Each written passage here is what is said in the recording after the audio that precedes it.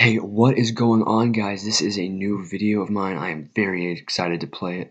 It's called Witch's Choice Volume 1. There's 3 volumes, or I think there's 3 volumes. So what I do is I start off with 10 life, 0 mana, 10 sanity, and 0 cool. Alright, let's get into this. Witch's Choice by M. E. Prince.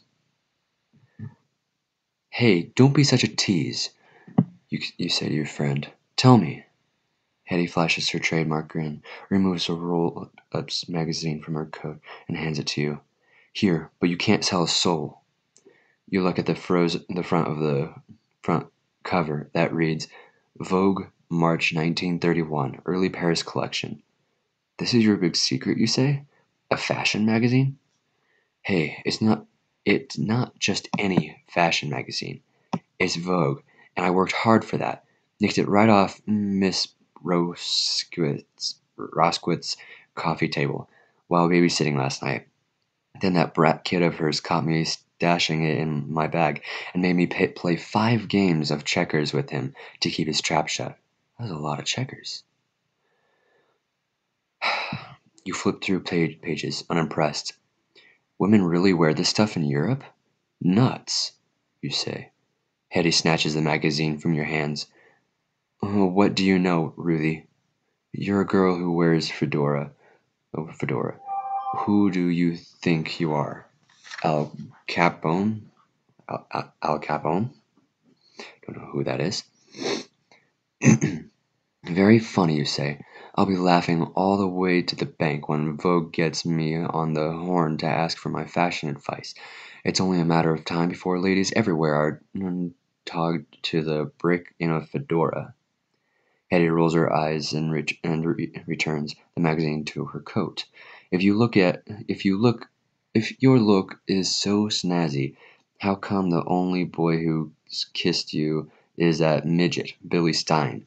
That boy belongs in a circus. Hetty, that's an awful thing to say. It's not his fault he's so short for his age. He's nice. Hetty's mischievous smile fades to a dark, menacing grin. Yes, nice, she says flatly. We are who we are, Ruthie. Puzzled by Hetty's comment, you turn away and then notice that the two of you have wandered into the town's public square.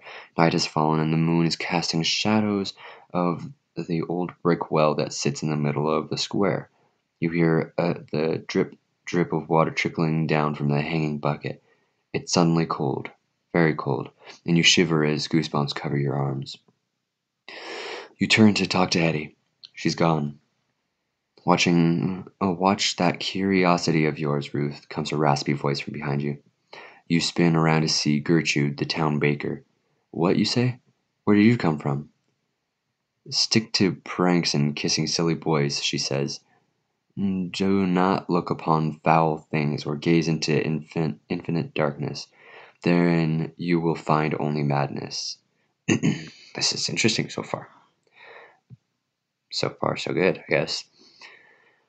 You are at a loss of words. Your uncle has treated you to Gertrude's famous cinnamon roll every summer since you were a little girl, and you've never heard her talk like this before. A simple good morning or thank you was the most she has ever said. Lost in thought, you realize that whispers are now echoing from within the wall. Well, I hate these advertisements.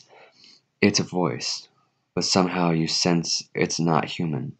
Your eyes lock on the wall, and it's hard to pull them away. Nothing moves. Managing to break your trance, you turn back to Gertrude. Gertrude is gone now, too. What do you do? Oh, do I run, look in the well, or try to speak to it? Okay, so there's different things you can do to this. If I run, something could chase me from the well, since it could be possibly some sort of magic, and so it could chase me down and kill me. If I look into the well, something could grab me and pull me into the well itself, drown me, kill me. But if I try to speak to it, I can try to understand. Okay, never mind. I'm not going to try to talk sense. Your cool increases by 1 point. My cool is cool. I'm cool. There's a creepy voice coming from that well, and so you're not sticking your head down there. But what harm is there in trying to have a little conversation? What are you, you ask? There's a pause, and then there are many voices at once in a language you don't understand. What do you want, you ask? More voices, but one stands out from the rest. You, I will take. Forever. Prophecy. The voice groans. You're a brave one, comes a voice from behind you. Startled, you spin around. Hetty is. Hetty is what? Hetty is. Um, Hetty is standing there giving you her trademark smile. We chose you well, she says as she touches your arm. You feel a pulse of energy flow into you. It's time to wake up now. Be brave, but not reckless. Keep your head, she says. Keep my head? My head is just crazy. I must be crazy if I'm hearing voices. Okay. You awaken with a start. The bus has stopped with a shriek of squeaky brakes. Just a dream, you tell yourself. But it felt like much more. You are on a bus that has taken you to nowhere. You sigh as you shake the sleep off and make for the exit.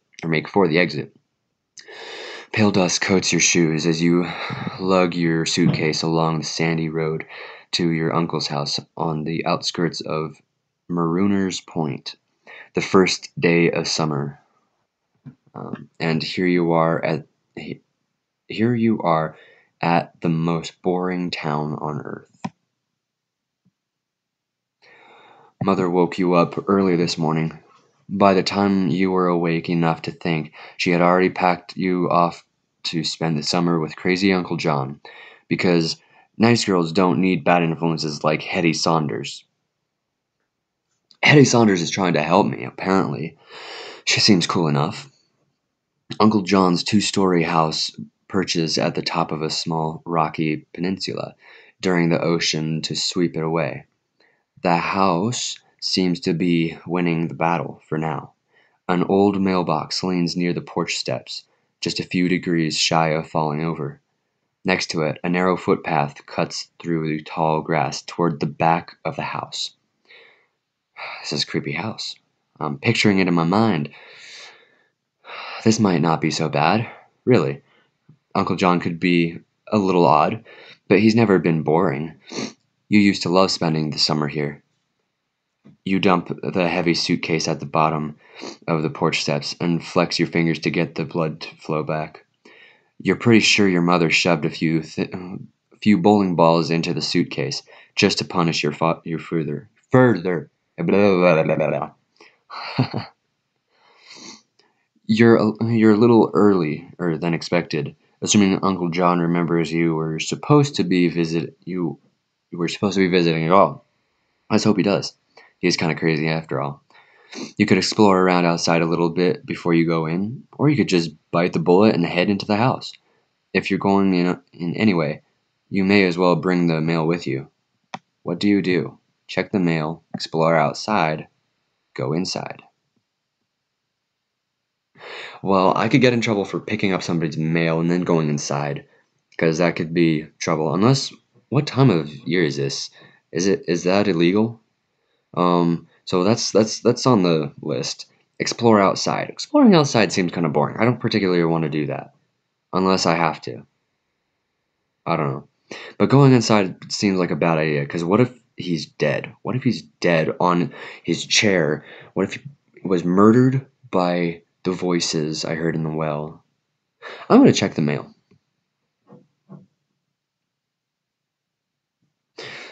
Ah, get all the books in one master collection for free. Okay, it's hard to tell if the mailbox is rusty or if it was always brownish red. A careless hand has painted a number 1 on the side in white paint. The little door seemed to be stuck. You get a better grip, plant your feet, and try again. The rusted metal feels rough under your slender fingers. Just when it seems like you might break it, the mailbox pops open. A narrow slip of paper is all that lies inside. On it, a scrawled message reads, "The wise gull knows when to leave his nest. L. Who is L? Yeah. I was thinking of something else, but I'm not going to say it because I know that people are going to watch this. And then later on, once I've got. Never mind. People don't want to hear me. You roll your eyes. L would be your uncle's friend. Lavinia. Probably the one person in town who's stranger than he is. You haven't seen her since you were small, but he still talks about her all the time. Oh, wow, this gave me bad choices. You roll your eyes. Blah, blah, blah, blah, blah. Where was I? Remembering how upset he was the last time you read one of her notes. Oh, remembering he was the last time you read one of her notes. You put the slip of paper back into the mailbox and close the door the best you can. You still have a little time to look around, or you could head inside. What do you do? I don't want to explore outside because it's just going to end up me needing to go inside anyways. So I'm just going to go inside. Okay, so that's all going to happen today, guys.